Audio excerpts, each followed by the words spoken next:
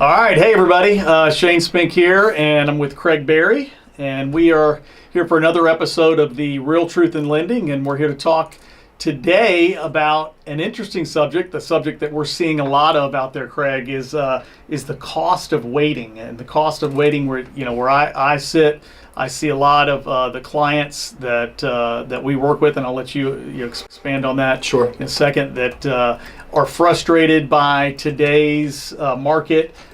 With the lack of inventory, frustrated trying to find a home, can't find a home, so eventually they give up. And these are pre-approved buyers ready to buy, and they say, "Hey, I'm going to give up," and then they do go back and they either wait a few months, which we'll go over that in a minute, what it could cost just to wait even a few months, or even the people that sign that year lease again, and then have to wait a year or even longer. Absolutely. And I've had a lot of people doing that too, unfortunately. They get, understandably, they get discouraged, and then they go from this real high level. It's almost like there's so much excitement that with that much excitement comes a letdown.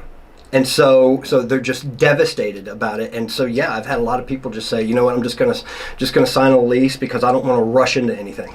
Yeah, even with what we've seen today, and right here we're at the 1st of September, I've seen a lot of new inventory come on, and you might reach out to those people and you might say, hey, there's new inventory. We're seeing more and more people put their house for sale now, and they still are so frustrated that they almost don't even want to go look because they had that pain of making one offer after another and losing the offer.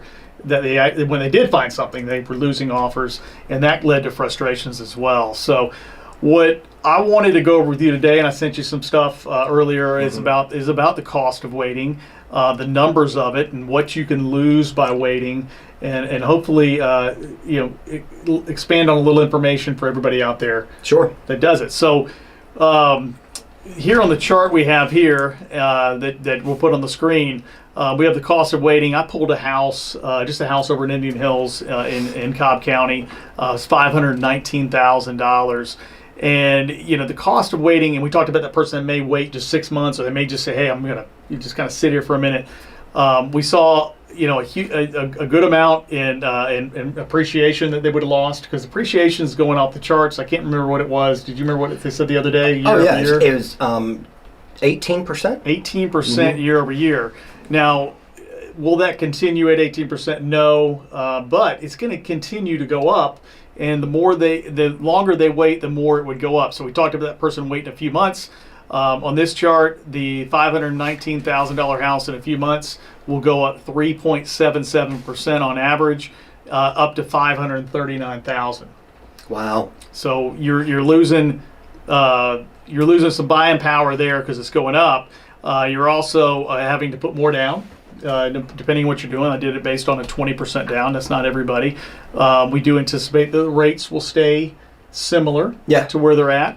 But we spoke about, what you're going to lose, the longer it goes, you're going to lose amortization. You're going to lose appreciation. You're going to lose the big gains that you might see on that, and you're going to have to put more down. Right. And there's another element to that too. For people who are saying, I don't want to rush into anything. Well, here's another thought, though, as far as the whole rushing into anything. I did a loan for someone 9 months ago. It was a refi.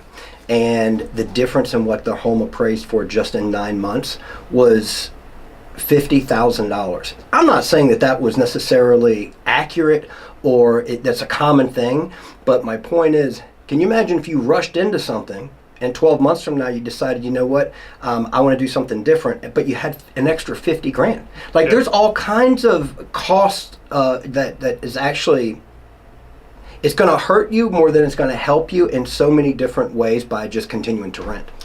Absolutely, and the biggest thing we all see in that is what happens in the difference of payment, monthly payment. That's the biggest hammer that usually affects people. On this example, in this $519,000 house, we're just waiting 6 months with $68 in payment.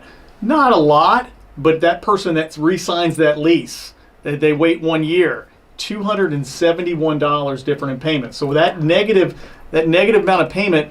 For most people won't go, hey, that's great, $271, I'm all over that, I'll just pay it. they're going to end up having to buy a house that's cheaper now, and their buying power totally lowers. Yeah, and so where is the real compromise? Going back to, don't want to rush into anything, yet what you're going to get a year from now may be totally different than what you're getting today, and you may end up compromising even more.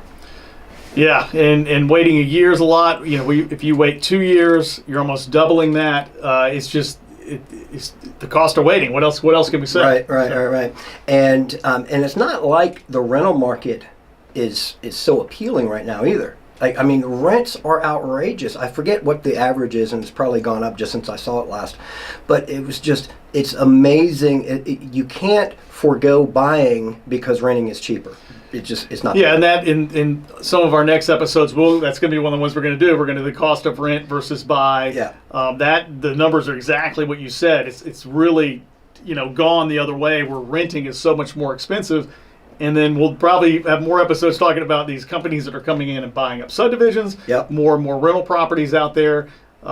There's tons of material. Oh my God! And then the effect that actually has with the investors coming in, and like you said, there's a lot of different things that we can talk about. A lot of good, relevant material that is too much to actually put into one episode. But like what it's doing to our first-time home buyers and things like that. There's like this trickle-down effect that I think a lot of people don't even realize.